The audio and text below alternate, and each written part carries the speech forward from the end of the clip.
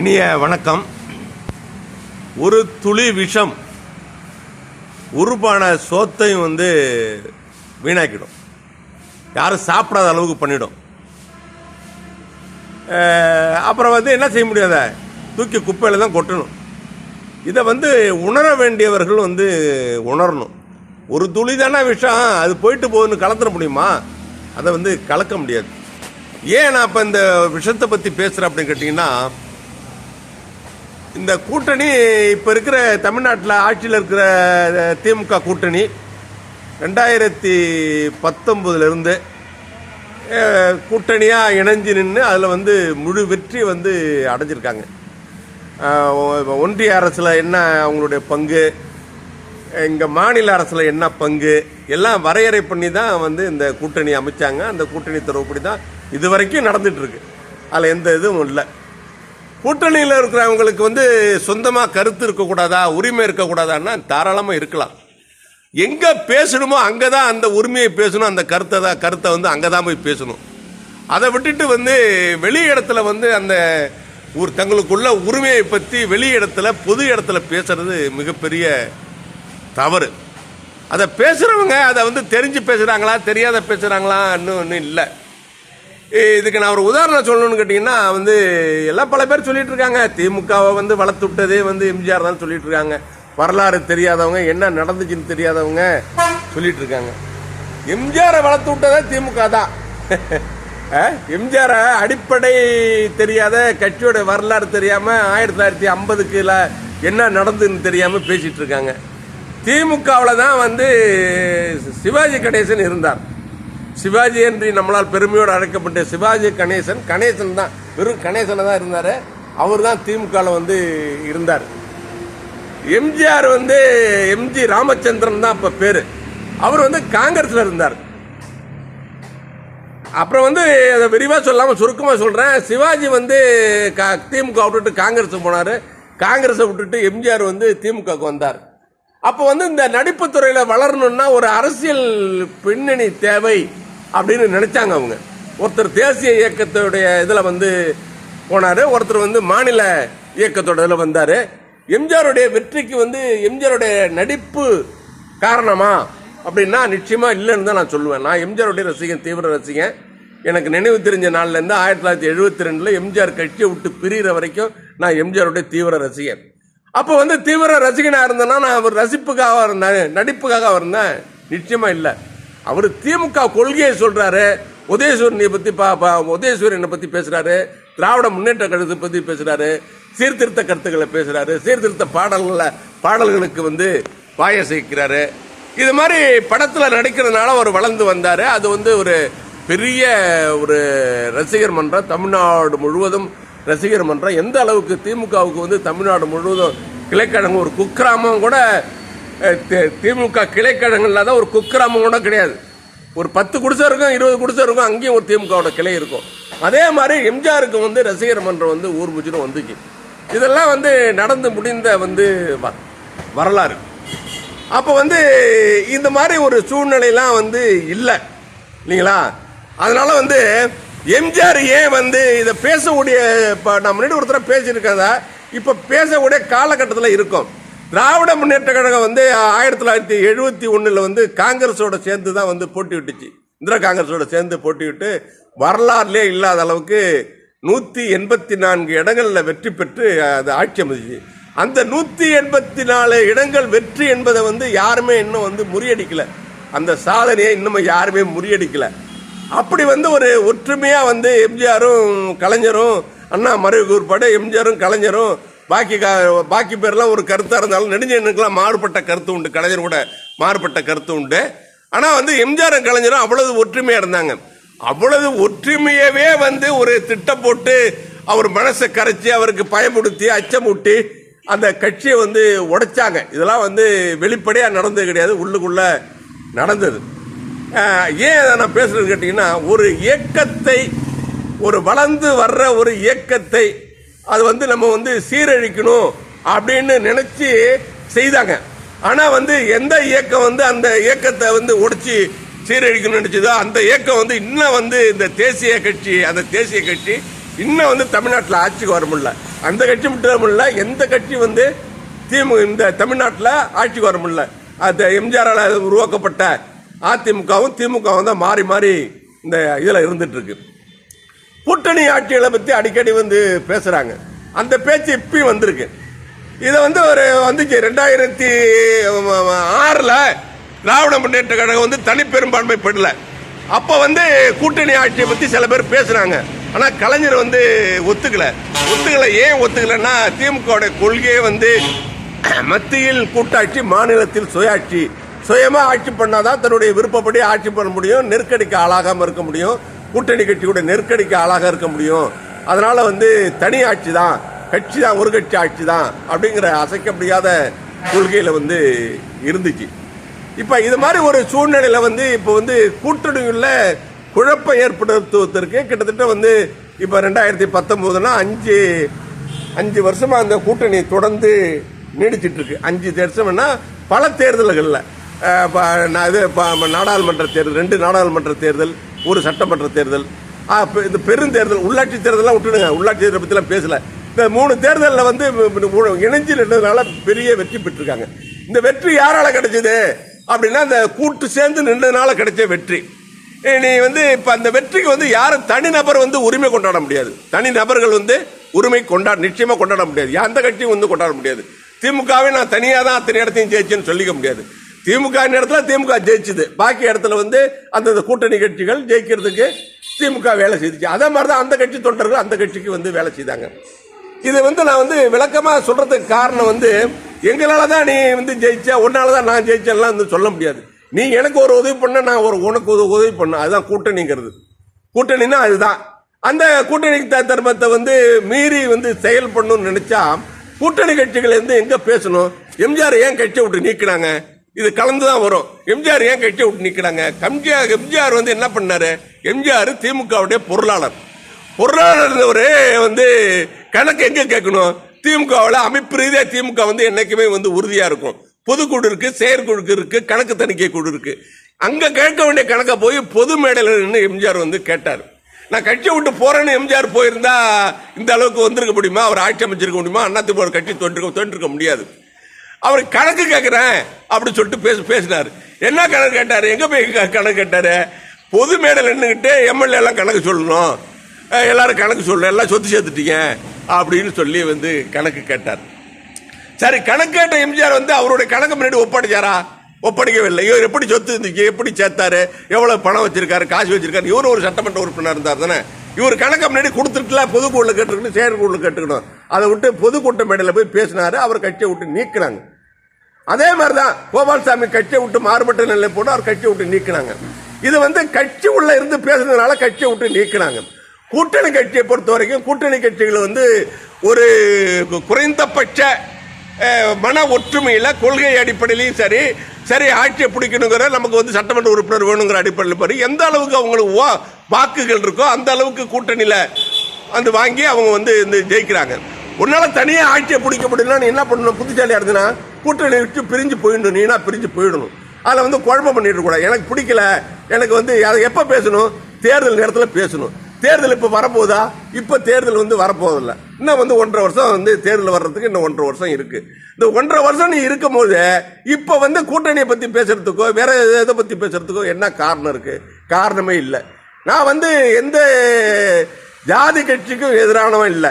எல்லாமே என்ன சொல்றாங்க, நாங்க வந்து இத்தனை % நாங்க இந்த ஊர்ல வந்து இந்த பகுதியில் இவ்வளவு, அதான் 60% இருக்கும், 40% இருக்கும், 50% இருக்கும், நாங்க தான் இருக்கோம். நாங்க தான் வந்து இந்த கட்சி ஜெயிக்க காரணமா இருந்தோம், தோக்க காரணமா இருந்தோம் அப்படின்னு சொல்லி பல முறைகள் பல ஜாதி கட்சிகள் வந்து பேசியிருக்குது. அது உண்மையானா அது உண்மை கிடையாது. அந்த ஜாதி கட்சின்னு இவங்க இருக்கிறவங்க, அந்த ஜாதிக்காக இருக்கிற கட்சின்னு சொல்லிட்டு இருக்கிறவங்க, அது யாராவனாலும் இருக்கட்டும். எந்த அது வந்து இப்ப எந்த ஜாதியில வந்து ஜாதி கட்சி இல்ல, எந்த ஜாதியில ஜாதி கட்சி இல்ல. ரெட்டியார் ஜாதியில ஜாதி கட்சி, ரெட்டியார் ஜாதி தனியா இருக்கு, அருந்ததியர் தனியா கட்சி வச்சிருக்காங்க. ஒவ்வொரு கட்சிக்கும் ஒவ்வொரு ஜாதி கட்சி ஒரு கட்சி வச்சிருக்கு. யாதவர் கட்சி வச்சிருக்காங்க, முதலியார் கட்சி வச்சிருக்காங்க, நாயுடு கட்சி வச்சிருக்காங்க. எந்த கட்சிக்கு வந்து எந்த ஜாதிக்கு வந்து கட்சி இல்ல. அந்த இப்ப இந்த ஜாதி கட்சி எல்லாம் வந்து ஒன்னா சேர்த்து தேர்தல் நிக்க வேண்டியதுதானே? நின்று வந்து நீ ஒரு மாசம் முதலமைச்சராரு, நான் 2 மாசம் முதலமைச்சரா இருக்கேன், நீ 3 மாசம் முதலமைச்சராக இருக்க வேண்டியதுதானே. அதை யாரும் கையை பிடிச்சி தடுக்கலையே.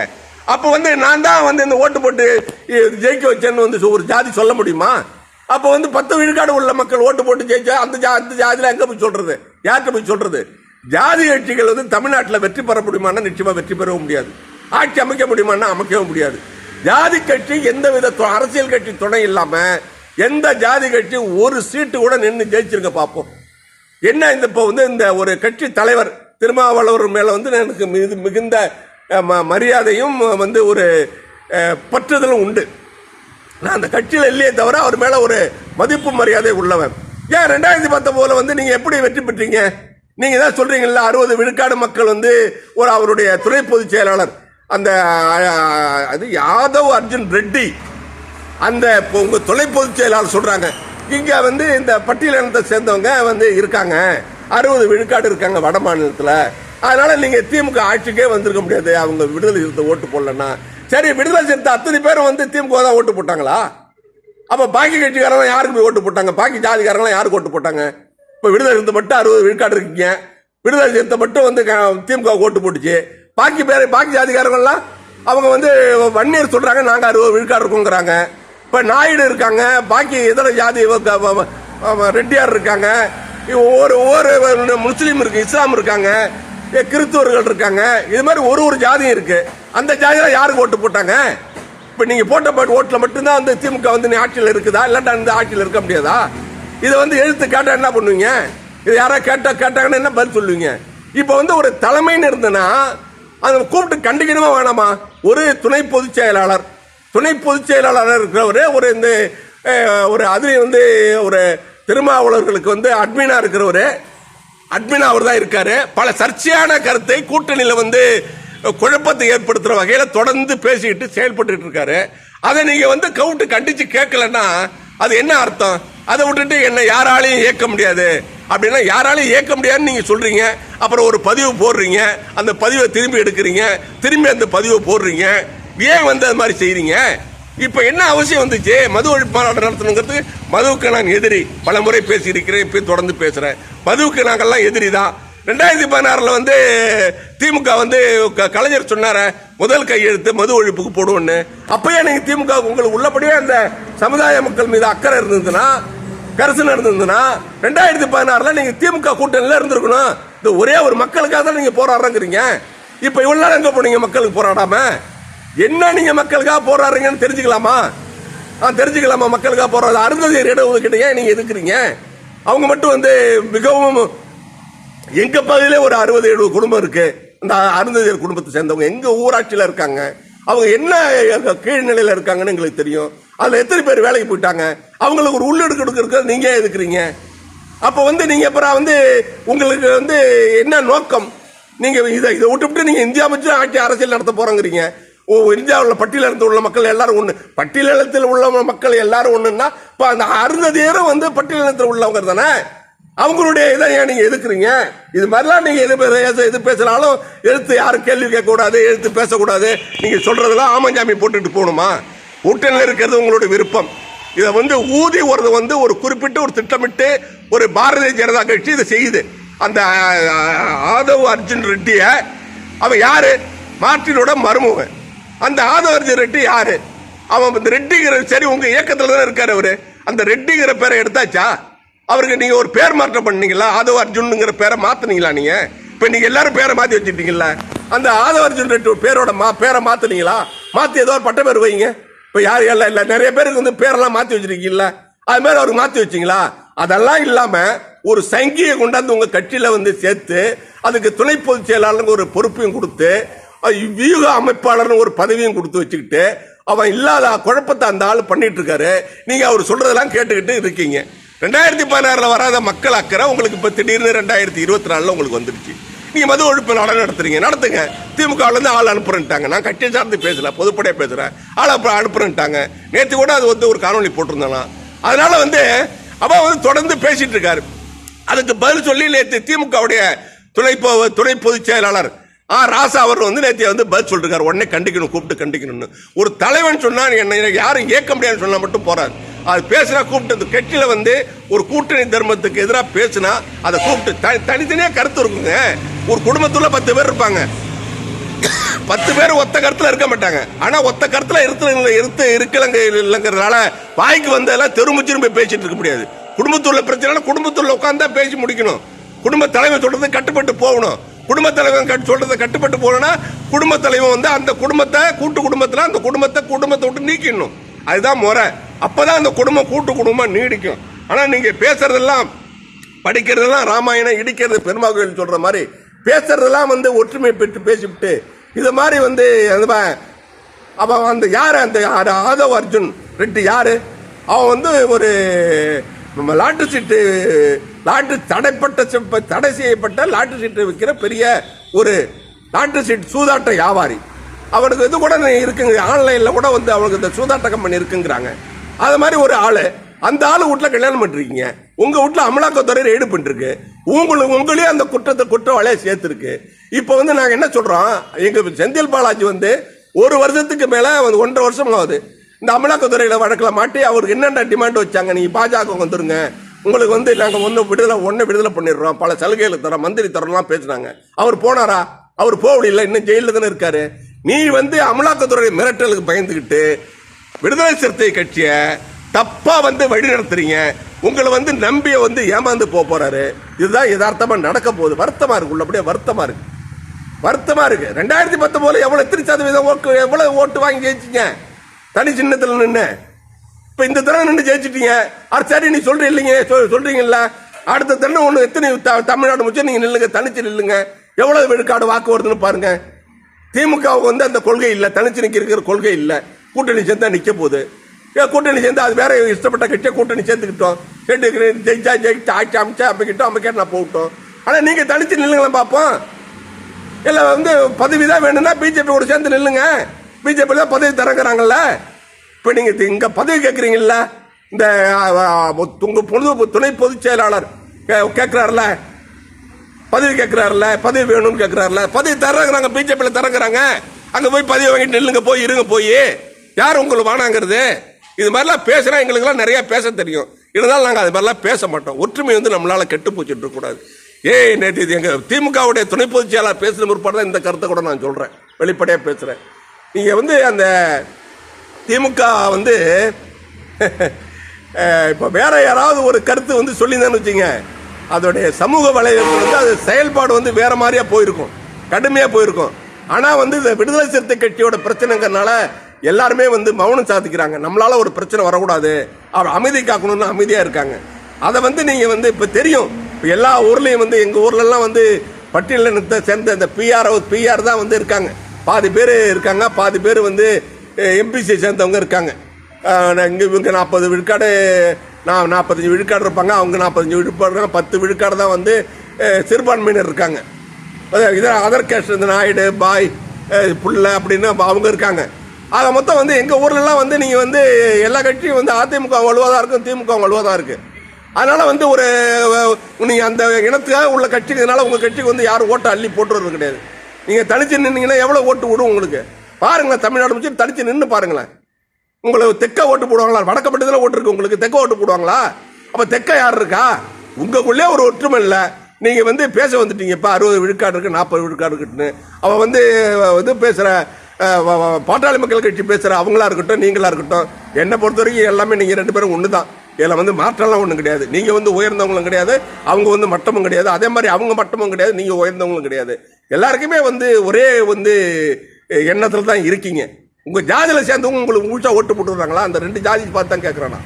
பாக்கி எல்லா ஜாதி இப்ப வந்து நின்னாரு வந்து இப்ப பாக்கி 2 ஜாதி தானே பெரும்பான்மைன்னு சொல்றீங்க. இந்த வடக்க இந்த 2 ஜாதியை சேர்ந்தவங்க ஓட்டு போட்டுருவாங்களா?